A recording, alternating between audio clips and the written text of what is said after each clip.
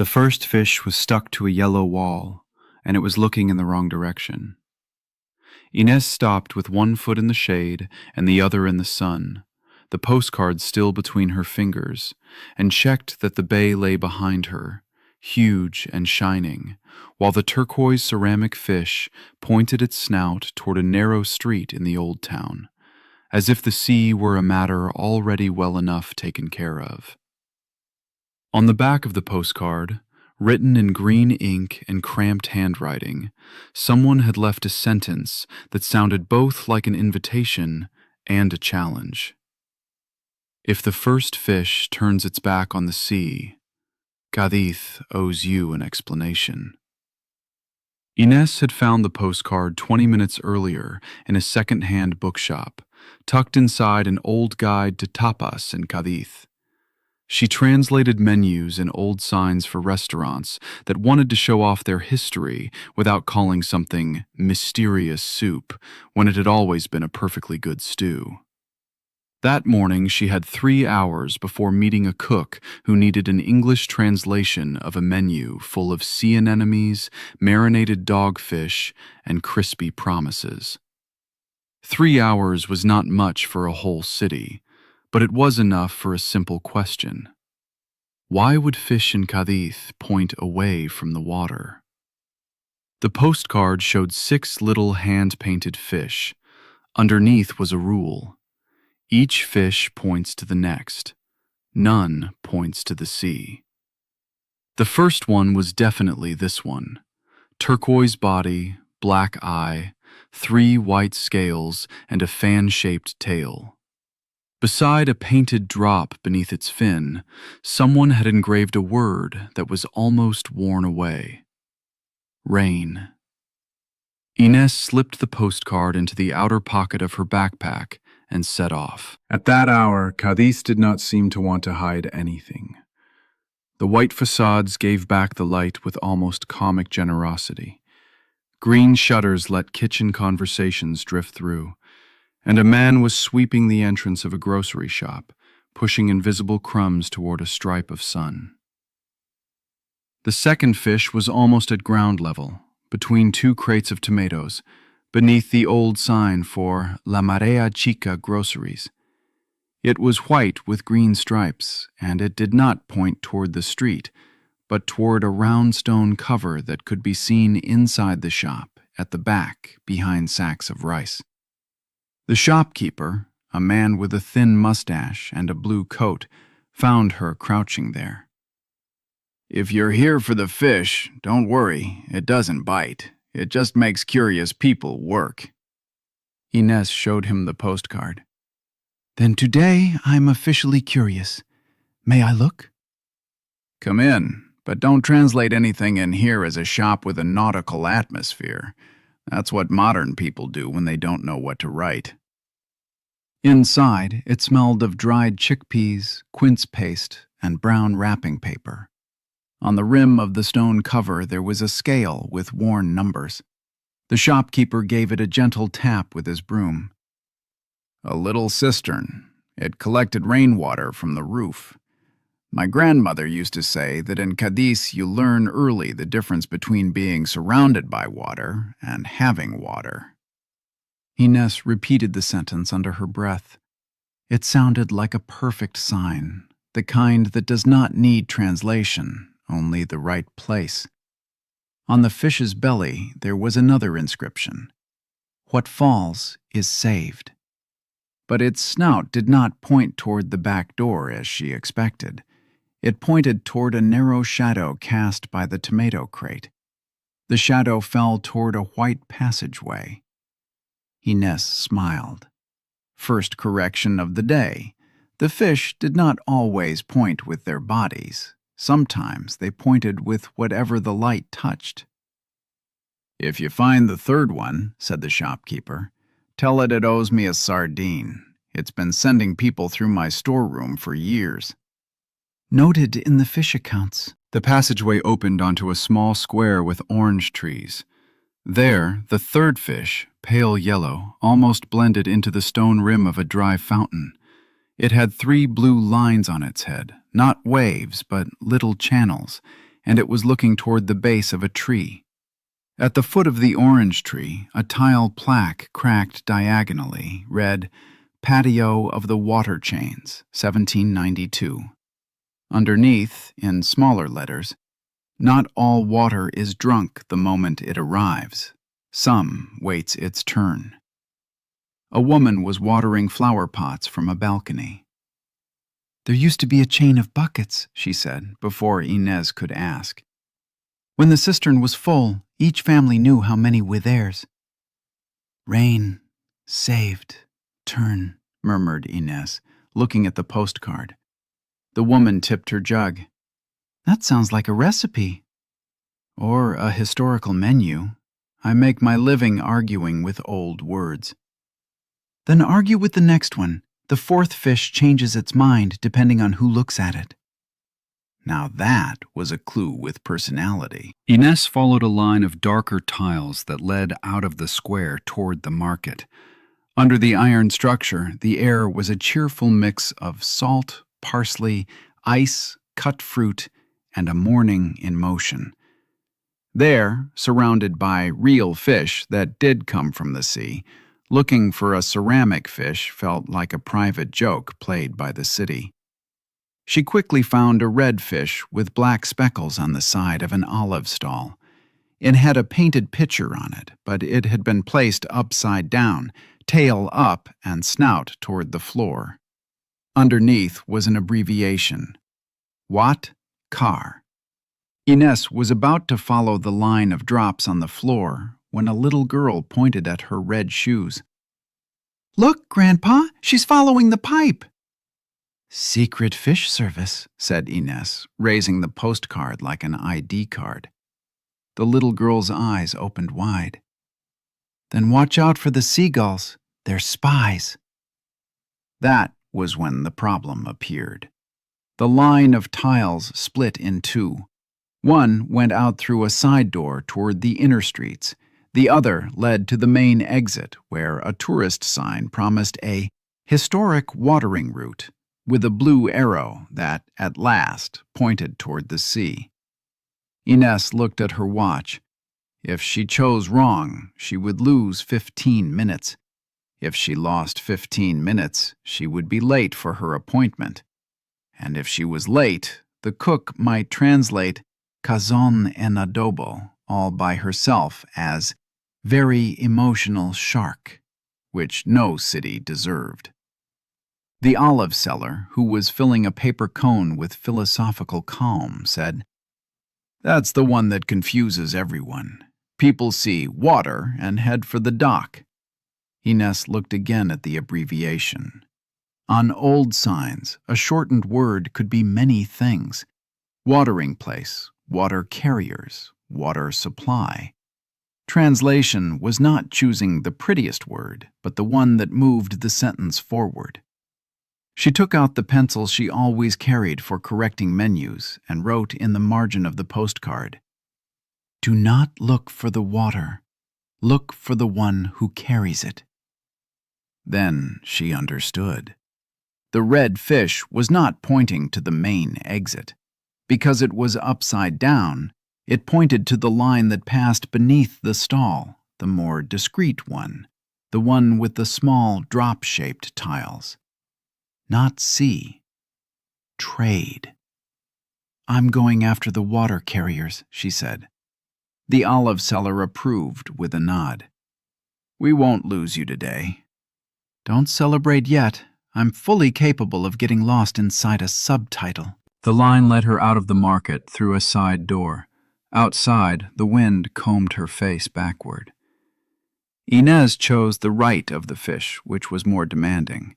According to the postcard, the fifth fish was supposed to have something like an arch. She walked 2 streets without finding anything. The morning was moving on. The clock read 12:17.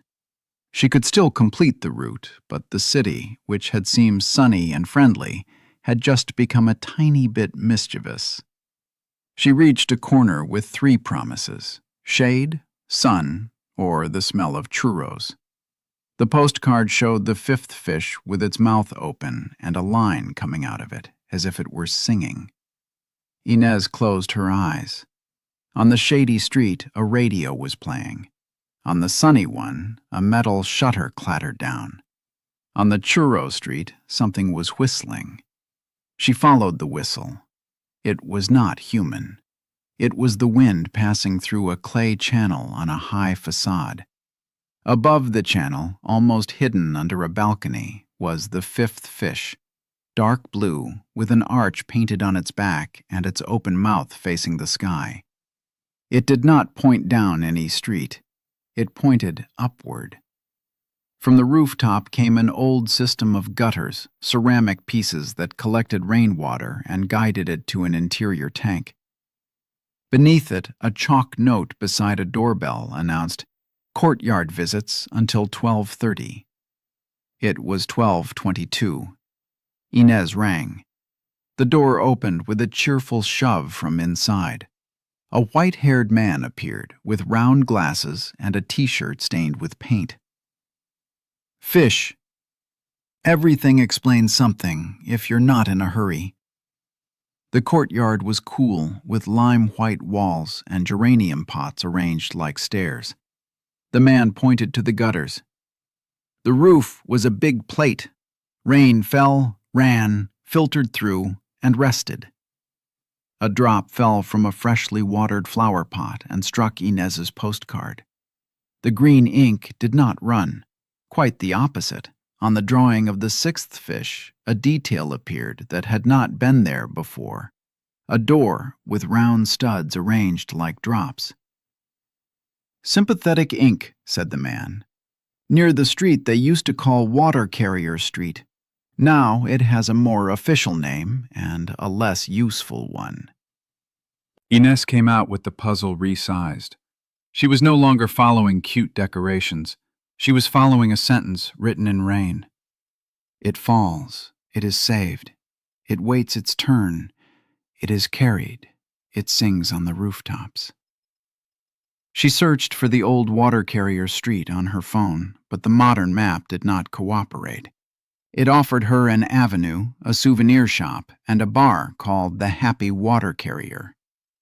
She hesitated. She could give up with dignity and arrive on time. She could chase a happy bar. Or she could do her job. On the corner there was an old sign half covered by paint. "Street of the Waters." Letters were missing, but context was more than enough. Inés compared the gap with the word on the postcard, with the abbreviation from the market, with the direction of the shadows. Water carriers, she decided. She turned down the less showy street. Cádiz placed pleasant obstacles in her way. A woman with a tray of honey pastries, a dog that decided to sniff her shoelaces with authority, a seagull on a lamppost with the attitude of an inspector. Inés walked fast, but did not run. Running in Cádiz, she thought, must be allowed only if you were chasing a hat. The door appeared on a cream-colored facade, modest between two taller buildings. The round studs shone diagonally, like falling drops. Beside the doorbell was a small tile with a silver fish. It did not point left or right. It pointed directly at the doorknob. Inés rang the bell. On the other side there were footsteps, an old bolt, and a voice. "If it's Benito, the flower pot is still growing without forgiving him." "I'm not Benito," said Inés, "but I bring acknowledgement of his debt." The door opened. Rosa was a woman with an orange scarf and the eyes of someone who had already seen many confused faces at that entrance. "Ah, you've come for the fish." "I've come for the explanation Cádiz owes me." Rosa gave a short laugh. "What a slow-paying city. Come in before it slips out through a crack." The inner courtyard was cooler than the street, but not dark. Light fell from above in a perfect square and touched the leaves of a lemon tree in a pot. In the center was a low stone wellhead, restored, covered with a fine metal grate. Around it, 6 ceramic fish formed a circle on the floor. 5 were small copies of the ones Inés had followed, turquoise, white, and green, yellow, red, dark blue. The sixth, silver, was set beside the wellhead. It did not point anywhere else. It pointed down. Rosa rested a hand on the wellhead. This cistern supplied several houses. Later it was covered over, then filled with junk, then forgotten with great dignity, which is a very common form of forgetting. We restored it as neighbors, not to live from the cistern again, of course. Inés looked at the postcard. The 6 fish no longer seemed like a whimsical line, but like a sentence. Rain, store, turn, trade, roof, cistern. So this was the answer, she said. That's right. The sea hugs you, feeds you, carries you away on journeys and makes your hair impossible. But it doesn't quench your thirst.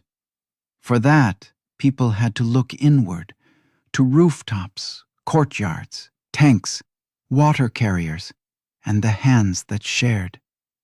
The fish are Cádiz fish. They know the sea perfectly well.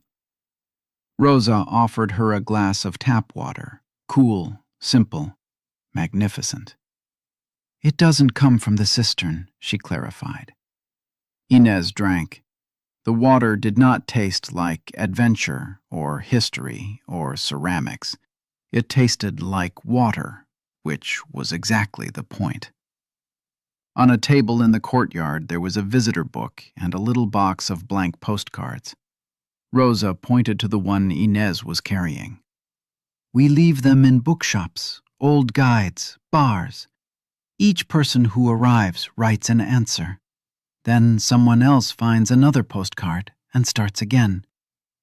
Inés opened her eyes wide. So Cádiz didn't owe me an explanation. Without paying much, said Rosa.